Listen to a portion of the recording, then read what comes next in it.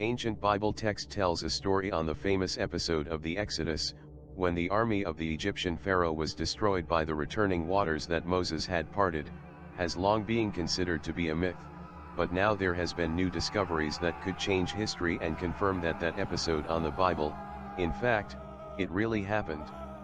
An underwater archaeologists team has discovered the remains of a large Egyptian army of the 14th century before Christ, at the bottom of the Gulf of Suez, about 5 kilometers from the modern city of Razgarub.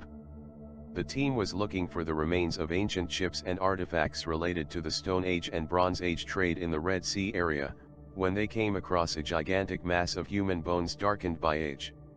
Scientists led by Professor Abdel Muhammad Gader and associated with the Faculty of Archaeology of the University of Cairo, have already recovered a total of more than 400 different skeletons, as well as hundreds of weapons and pieces of armor, also the remains of 2 cars of war, scattered in an area of approximately 200 square meters.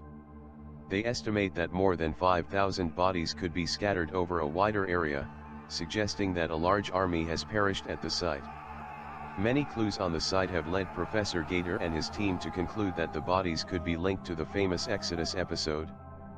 First, the old soldiers seem to have died on the mainland, as no traces of boats have been found in the area. The positions of the bodies and the fact that they were stuck in a large amount of clay and rock, imply that they could have died in a mudslide or in a swell. The large number of corpses suggests that a large ancient army perished in the place, and the dramatic way in which they were killed, both seem to corroborate the biblical version of the Red Sea crossing, when the army of the Egyptian Pharaoh was destroyed by the waters returning that Moses I had separated. This new finding proves without a doubt that there was a large Egyptian army that was destroyed by the waters of the Red Sea during the reign of King Akhenaten. This amazing discovery provides undeniable scientific evidence that one of the most famous episodes of the Old Testament was based on a historical event.